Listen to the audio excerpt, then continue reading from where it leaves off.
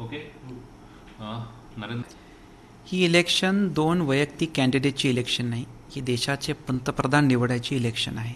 आमच्याकडे 10 वर्षाचं काम दाखवणारे एक पंतप्रधान आहेत. विरोधी बाजूकडे पंतप्रधान कॅन्डिडेट नसल्यामुळं हे असे आरोप काँग्रेस करत आहे. पण नेमका छत्रपतींचा वारसा कोण चालवते वाटते? कारण नरेंद्र मोदी यांच्याकडे सुद्धा विकास पुरुष आणि दूरदृष्टी असलेला नेता म्हणून बघितलं जाते.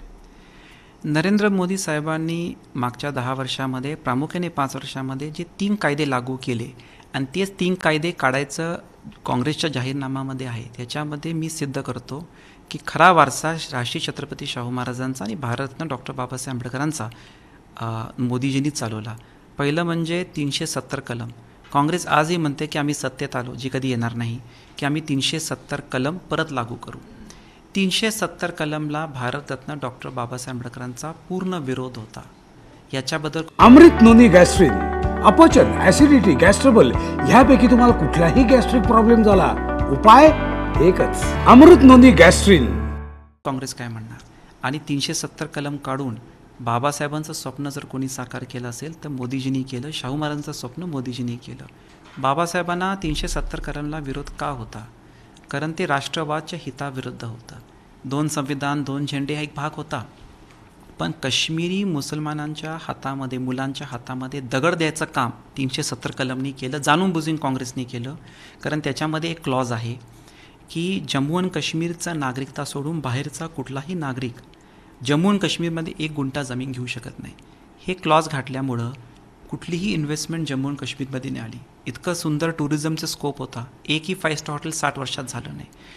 इन्फ्रास्ट्रक्चर होऊ शकत नव्हतं, कारण इंडियन गव्हर्नमेंट कुठलं लँड ॲक्विजिशन करू शकत नव्हती.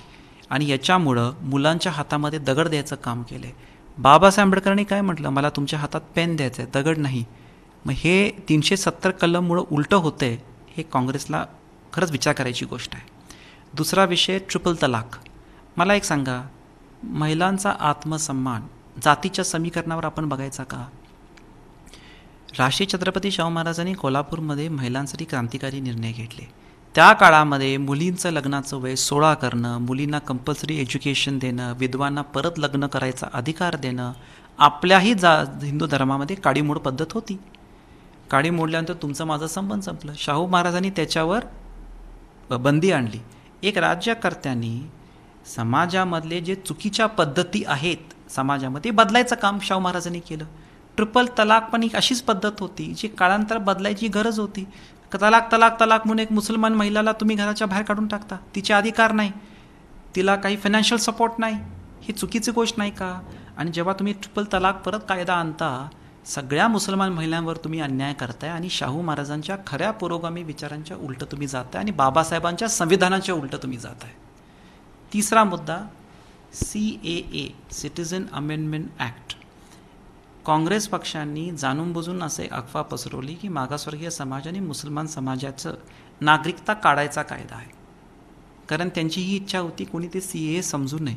मी काँग्रेसला चॅलेंज देतो, CAA मध्ये एक मला वाक्य दाखवा ज्याच्यामध्ये नागरिकता काढायचा उल्लेख आहे. नागरिकता काढायचा हा ॲक्ट नाही आहे, नागरिकता द्यायचा कायदा आहे. कोणाला?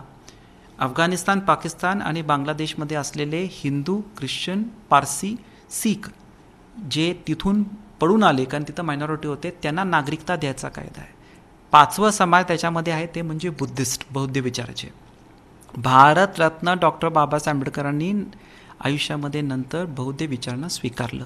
आपण चैत्यभूमीला जातो, गौतम बुद्धांच्या पुतळ्याला नतमस्तक होतो, पण त्याच गौतम बुद्धांचा हेरिटेज स्टॅच्यू, देशामध्ये जगामधला सगळ्यात मोठा स्टॅच्यू, पुतळा जो वर्ष लागलं बांधायला, अफगाणिस्तानमध्ये तालिबान आठवड्याभरामध्ये पाडते, त्याचा निषेध काँग्रेसनी केला का?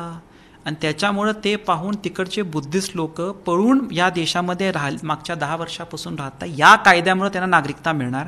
आणि जेव्हा काँग्रेस पक्ष CAA कायदा काढणार म्हणते, ते बुद्धिस्ट आणि बौद्ध लोकांना नागरिकता नकारा लागले आणि त्याचा विचार समाजाने पण केला पाहिजे. हे 3 कायदे लागू करून राष्ट्रीय छत्रपती शाहू महाराजांचे पुरोगामी विचार, प्रोग्रेसिव्ह विचार आणि भारतरत्न डॉक्टर बाबासाहेब आंबेडकरांचा संविधानाचे विचाराचा वारसा जर कोणी चालवला असेल तर देशाचे पंतप्रधान नरेंद्र मोदी साहेबांनी चालवला आहे. शाहू महाराजांना अभिप्रेत तुम्ही म्हणताय, मात्र मग काँग्रेस अशा पद्धतीने का आरोप करते किंवा ते अजेंडा राबवते की छत्रपतींचा सन्मानच राखला जात नाही तुमच्याकडे? ही परत मी सांगतो, काँग्रेसकडे PM कॅन्डिडेट नाही आहे, काँग्रेसकडे विजन नाही आहे, काँग्रेसला माहिती आहे ते सत्तेत येणार नाही आहे. त्याच्यामुळं आज हे सगळ्या गोष्टी करतायत. जे 60 वर्षात काँग्रेसला जमलं नाही ते 10 वर्षात मोदीजींनी केलं आहे. ही इलेक्शन नॅशनल लेवलची आहे, PM निवडायची इलेक्शन आहे आणि त्याच्यामुळं मला असं वाटतं वैयक्तिक कॅन्डिडेटच्या टीका टिप्पणी न पडता कोल्हापूरचा विकास, कोल्हापूरचं विजन आणि कोल्हापूर हे प्रचंड राष्ट्रवाद विचाराचं जिल्हा आहे आणि त्याप्रमाणेच मोदीजींना पंतप्रधान करण्यासाठी कोल्हापूर जिल्हा मतदान करेल.